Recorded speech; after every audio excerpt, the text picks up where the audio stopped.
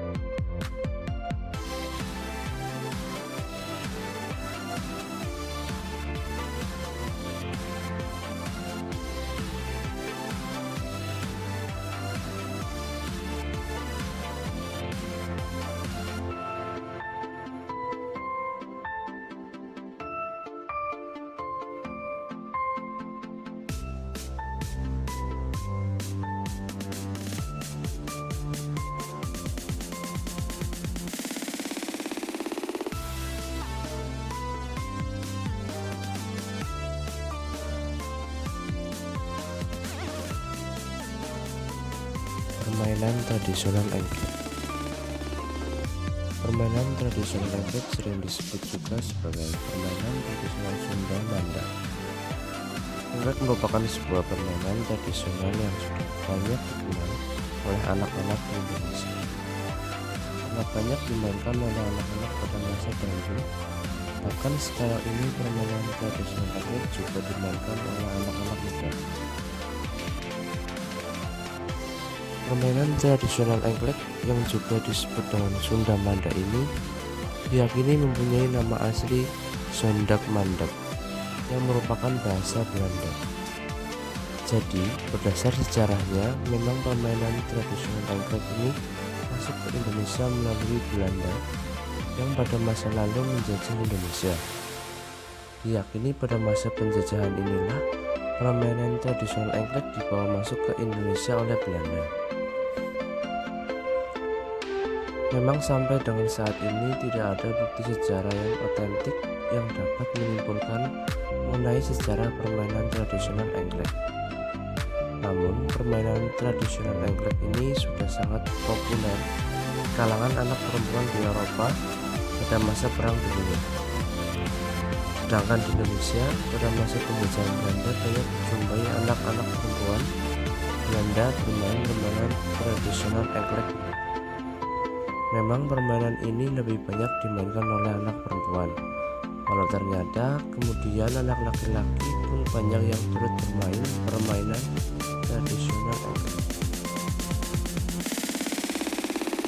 Setelah Indonesia merdeka dari penjajahan, permainan tradisional engklek tetap bertahan di Indonesia dan menjadi semakin dikenal oleh anak-anak kecil di Indonesia. Begitupun dalam hal penyebarannya. Semakin lama, permainan tradisional engklek semakin populer dan menyebar ke seluruh pelosok negeri ini, hingga akhirnya bisa dibilang tidak ada anak kecil yang tidak tahu permainan tradisional engklek.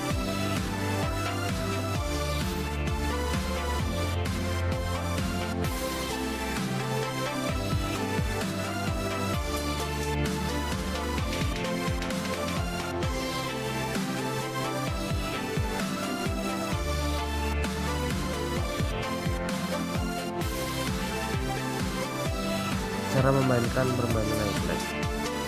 Pertama kali yang harus dilakukan sebelum melakukan permainan engklek adalah menggambar bidang engklek terlebih dahulu.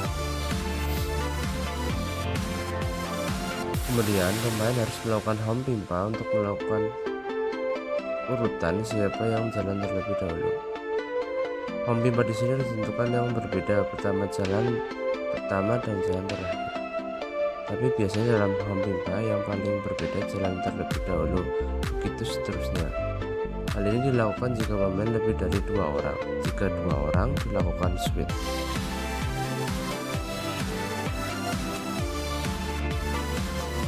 Yang ketiga, untuk dapat bermain, setiap anak harus mempunyai kereweng atau kacut yang biasa berupa pecahan penting, keramik, lantai, ataupun batu yang datar. Yang keempat, para pemain harus melompat dengan menggunakan satu kaki di setiap setiap kotak-kotak atau petak-petak yang telah digambarkan sebelumnya di tanah. Kemudian yang kelima, gacok dilempar ke salah satu petak yang tergambar di tanah. Petak dengan gacok yang sudah berada di atasnya tidak boleh diinjak atau ditempati oleh setiap pemain. Jadi, para pemain harus melompat ke petak berikutnya dengan satu kaki mengelilingi petak-petak yang ada. Yang keenam, pemain tidak diperbolehkan untuk melemparkan gacok hingga melebihi kotak atau petak yang telah disediakan. Jika ada pemain yang melakukan kesalahan tersebut, maka pemain tersebut akan dinyatakan gugur dan diganti dengan pemain selanjutnya. Yang ketujuh, pemain yang menyelesaikan satu putaran sampai di puncak gunung mengambil kereweng atau gacok dengan membangun gunung dan menutup mata. Tidak boleh menyentuh garis juga. Apabila pemain tersebut menyentuh garis atau terjatuh saat mengambil gacok, maka dia mati dan digantikan pemain selanjutnya. Yang kedelapan, apabila pemain berhasil mengambil gacok di gunung, maka dia harus melemparkannya keluar dari bidang engklek. Kemudian pemain tersebut engklek sesuai dengan kotak dan diakhiri dengan berpijak pada gacok yang dilemparkan tadi. Pemain yang memiliki sawah paling banyak adalah pemenang.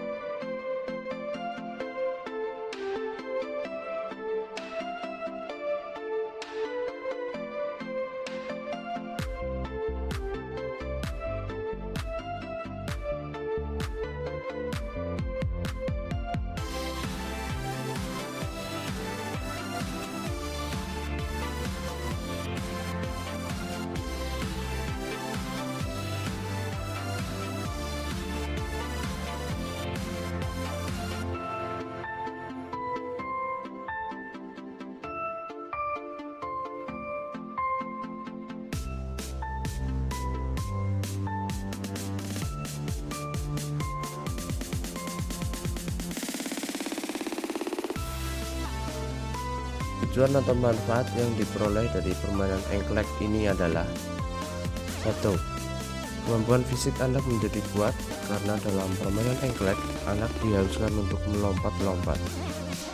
Yang kedua, mengasah kemampuan bersosialisasi dengan orang lain dan mengajarkan kebersamaan.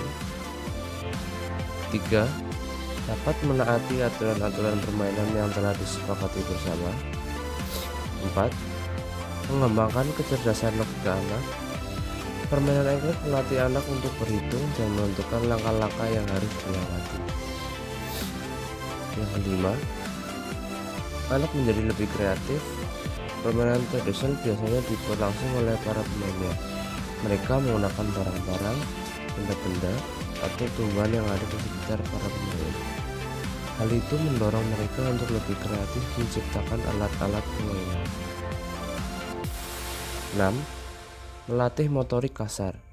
Perkembangan saraf motorik kasar yang baik akan membantu anak-anak untuk lebih aktif, daya tahan tubuh lebih kuat, serta memiliki tubuh yang lentur. 7. Olahraga yang baik adalah yang mengandung unsur bermain. Engklek juga mengajak anak-anak untuk berolahraga sambil bermain.